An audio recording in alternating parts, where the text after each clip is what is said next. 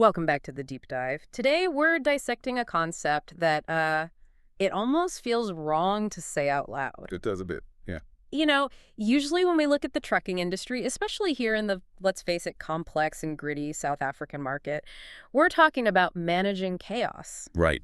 The daily firefighting. Exactly. We're talking port congestion at Durban. We're talking about those sudden fuel price hikes, driver strikes, a broken diff on the N3, the usual stuff. The loud and messy stuff. The things Yes. that keep you up at night because they're immediate problems. Right. But today we're looking at an article from Greystride, The Importance of Diversifying Your Client Base in Trucking, and it points to the opposite. It points to the danger of, well, peace and quiet, the danger of safety. The comfort zone. The comfort zone, that feeling you get when you have that one single, massive, reliable client, the anchor client, right? They pay on time, they fill your whole fleet, they've been with you for, say, 5 years, you sleep easy at night.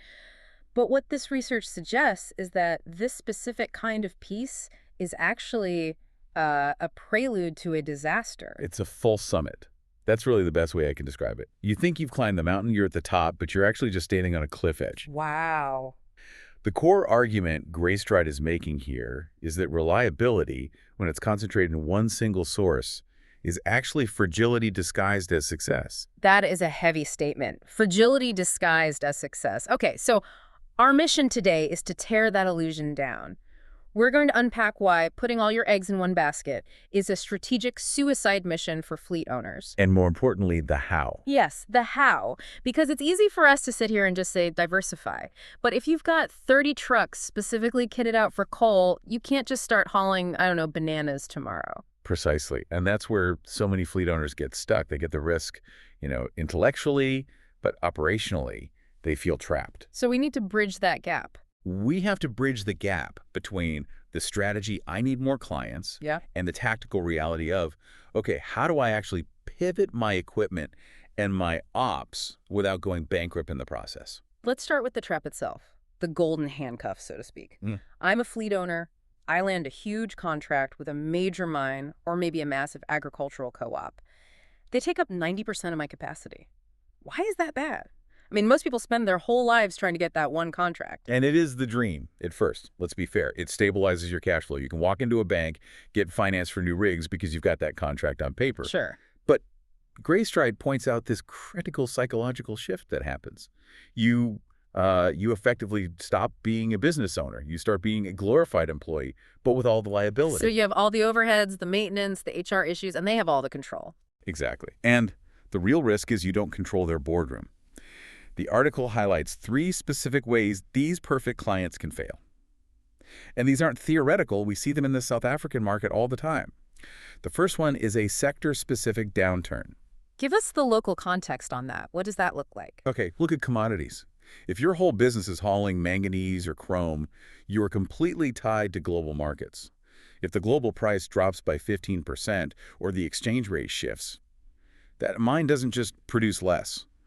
They might shut down a whole shaft. And they don't call you up to ask how your cash flow is doing first. No. They just send an email saying volumes are down 40% next month. Or 0. Yeah. And because you were so comfortable, you haven't been doing any sales, you haven't been networking, your trucks are parked, and the bank still wants its installment. That's it. The second risk is a strategic shift. We see this with rail versus road. It's a constant battle.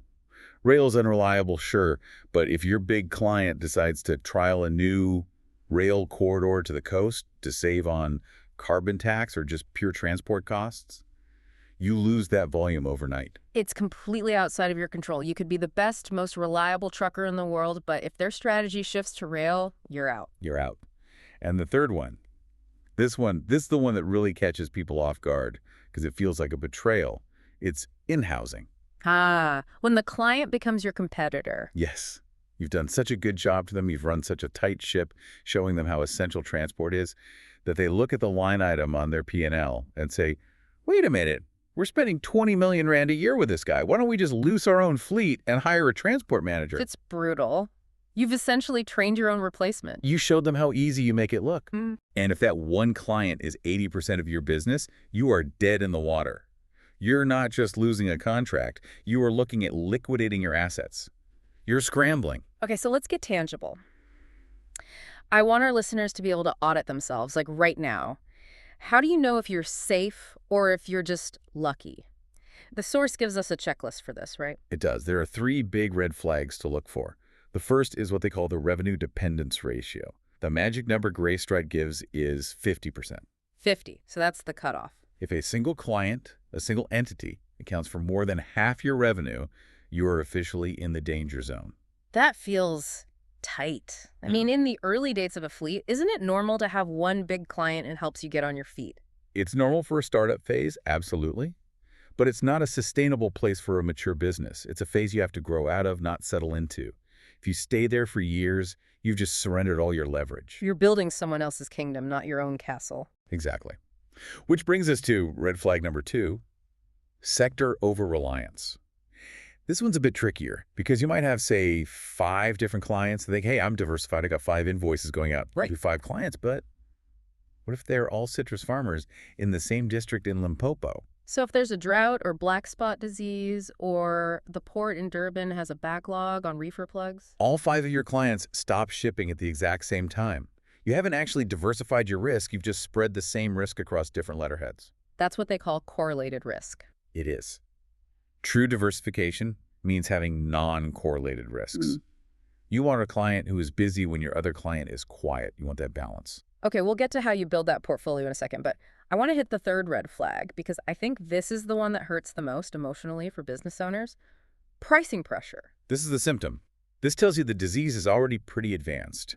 It's often the first real sign that the relationship has shifted from a partnership to, well, exploitation. Explain that dynamic. What does that actually look like? It's a phone call. The client calls and says, look, we know diesel's gone up, we know toll fees are up, we know tires are expensive, but we're holding our rate flat this year. Take it or leave it. And you want to tell them to take a hike. You know it's not fair. You want to scream? Yeah. But then you look at your spreadsheet and you realize if you lose them, you can't pay the installments on your trucks. You've got this massive hole in your budget. So what do? You take the flat rate. You take the rate. You eat the inflation. You destroy your own margin because you have no walkaway power. That's the key phrase right there, isn't it? Walkaway power. If you don't have a plan B, you have to accept plan A no matter how bad the terms get. Exactly. Diversification isn't just about safety, it's about profitability. The fleet owner with 5 equal-sized clients across different industries, they can say no to the one who demands an unfair rate. They can say, sorry, I can't run at that price, and just move that truck to another client. And funnily enough, being able to say no probably makes the client respect you more. It often makes them pay better in the long run. Leverage is everything. Okay, that is the wake-up call. I'm sweating a bit. I've realized I have all my trucks in one mine, and they've been squeezing my rates for 2 years. How do I fix this? Do I just start cold calling random factories? No, that's the spray and pray approach. Sure. In logistics, that's just a waste of fuel and time. You can't be everything to everyone. Greystride suggests a structured 3-step process. And step 1, it starts inside your own yard, the internal audit. Know thyself. Specifically, know your equipment. This is where the technical reality of trucking really dictates your strategy. You can't pitch a side tipper to a client who needs to move pallets of frozen chicken. It sounds obvious when you say it like that. It does, but you'd be surprised how many people just try to sell trucking without defining their specific capability. So let's break down the hardware profiles from the source, because a truck isn't just a truck, is it? Not at all. If you're running side tippers, your world is bulk. You're looking at mining coal, chrome, manganese, or you're looking at agriculture grains, fertilizer. That's your lane. You can't suddenly start servicing the retail sector unless you buy totally new trailers. Okay. What if I'm running flat decks? Flat decks are your chameleons. You can do container work, you can do steel beams, bagged cement, heavy machinery. You have high versatility, which is great for diversification, but the rates are often lower because the barrier to entry is lower. I mean, everyone has a flat deck. And the reefers, the refrigerated units. Yeah, that's a specialist game. You're in the cold chain. So that's FMCG, fast-moving consumer goods. It's pharmaceuticals, it's perishables. It's high risk because if that fridge unit fails, you've spoiled the cargo and you're liable. But it usually commands higher margins because of that risk. So the lesson here is don't look for clients. Look for problems that your specific hardware can solve. Exactly. Define your asset capability. Once you know what you can haul, then you move to step 2, market research. And this is where we have to look specifically at the South African economy. The source highlights 5 key pillars for this market: agriculture, mining, FMCG, manufacturing, and commodity trading. Right, and the strategic move here is the pivot. You want to find a sector that counterbalances your current one. You're basically looking for a hedge. Give me a concrete example of a counterbalance. How would a fleet owner build that kind of portfolio? Okay, let's take agriculture. Yeah. It is highly seasonal. You have the harvest rush, let's say it's maize or citrus, it's manic, rates are high, you're running 24/7, and then the season ends and demand just falls off a cliff. So if I'm an ag hauler, what's my hedge? Where do I go in the off-season to keep the wheels turning? You look for consistency, FMCG or manufacturing. People buy bread and milk and toilet paper all year round. Factories produce steel tubes or bricks all year round. The rates might be lower than that harvest peak. It's not gold rush money, but it pays the bills. It keeps the drivers employed in the winter. So you're using the FMCG work to smooth out the cash flow, and then the ag work is for your profit spikes. Exactly. You're building a portfolio. Right. Or another one, mining. It's volume heavy, but it's volatile based on exchange rates. A good hedge for a mining hauler might be infrastructure projects, domestic construction supply. If global export demands drop because the rand strengthens, maybe local infrastructure spending is going up. I like that. It's about not having all your exposure tied to the same macroeconomic trigger. You don't want everything depending on the dollar-rand exchange rate. Correct. Can you haul imports and exports, raw materials and finished goods? You have to start thinking like an economist, not just a driver. See the whole flow of goods. Okay, so I've identified my target. I'm a flat deck operator. I'm doing mostly construction, but I want to break into the manufacturing sector for some steady factory work. Step 3 is tailoring the approach. And this is where most sales pitches completely fail. The one-size-fits-all pitch. You know, I have trucks. I have good drivers. Hire me. Exactly. We are reliable. Oh. Everyone says they're reliable. It's just noise. It means nothing. You have to speak the specific language of the logistics manager you are trying to win over. Okay, so help us script that. What does a manufacturing logistics manager actually care about? What keeps them up at night? The production line. That's their world. If you are late with a delivery, a machine stops, workers stand around, and money is literally burning. Their main KPI is OTIF on time in full. So your pitch needs to be, We have a 98% on-time track record. We have real-time satellite tracking that you can access. We have contingency vehicles on standby in case of a breakdown. You're selling precision. You are selling the guarantee that their line will not stop because of you. now contrast that with the mining guy. If I go to a mine manager and start talking about precision satellite tracking, does he care? He might, but it's not his main headache. The mine manager is moving thousands of tons of dirt. He cares about volume and he cares about SHIQ safety, health, environment, and quality. Ah, compliance. Yes. He wants to know, are your trucks compliant? Do your drivers have the right permits? Will your equipment survive the gravel roads in my pit? Or are you going to break down and block my weighbridge for 4 hours? That's the nightmare for him. A blocked weighbridge. That's it. So for him, you sell robustness and compliance. You say, my trucks are heavy duty, my maintenance is top tier, my safety record is flawless. If you pitch precision to the mine guy, he doesn't care. If you pitch robust off-road tires to the factory manager, he doesn't care. You have to solve their specific nightmare. Which requires what the article calls active sales. Yes, and this is a big mindset shift for a lot of South African operators who are used to word of mouth or just waiting for a tender to come out. You can't just wait for the phone to ring. You have to hunt. And part of hunting is knowing where the prey gathers. The source talks about networking and presence. South Africa is a relationship economy. It really is. Who you know matters immensely. But it's not just about playing golf anymore. It's about industry events, the Road Freight Association meetings, the agricultural expos like NAMPO, the mining indabas. You have to be in the room where the decisions are being made. You have to be visible. Yeah. And that extends to the digital world, too. The expert in the source makes a very pointed comment about the digital footprint. Yeah, I feel like a lot of old school truckers might roll their eyes at this. Ha-ha, Cole, I don't need a fancy website. The Cole doesn't care. The Cole doesn't care, no, but the procurement officer does. And that's the mistake. The new generation of logistics managers, the people in their 30s who are taking over procurement departments, what's the very first thing they do when you call them? They Google you. They Google you. And if you don't exist online, or if your website looks like it was built in 1998 and has broken links, you look risky. You look temporary. A professional website, a LinkedIn profile for the business, these are trust signals. They say, we are a legitimate, modern business. We will be here tomorrow. It's digital due diligence. It just lowers the barrier to trust. Precisely. If you're on load boards or digital freight marketplaces, your profile has to be immaculate. High ratings, clear photos of your fleet. It's your CV. Okay, we've audited, we've researched, we've pitched. Let's talk about the end game. The source talks about a mindset shift from being a vendor to becoming a partner. This is the holy grail. This is how you stop competing on price. I hear that term partner thrown around all the time in corporate speak. We value our partners. It usually just means suppliers we haven't fired yet. What does it actually mean in a functional trucking relationship? A vendor is a commodity. You sell space on a truck for a price per kilometer. You are easily replaced by anyone who is 10 cents cheaper. A partner is integrated into the client's success. How do you make that leap? How do you force them to see you that way? You don't force them, you show them. It starts with data and communication. Mhm. A partner goes to the client and says, hey, I analyzed our routes for the last 6 months.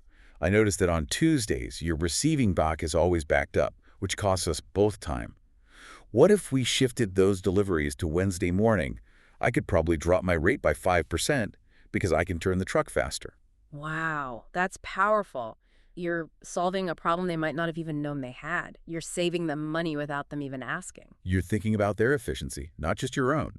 You become a consultant who happens to own trucks. You stop being an expense and you start being an asset. And the payoff for doing all that work. Stickiness. It is very, very hard to fire a partner who understands your business better than you do. It also gives you what I call insider intelligence. Right. If you're a real partner, they tell you their plans. They'll say, hey, just so you know, next year we're planning to open a new depot in Mpumalanga. Boom.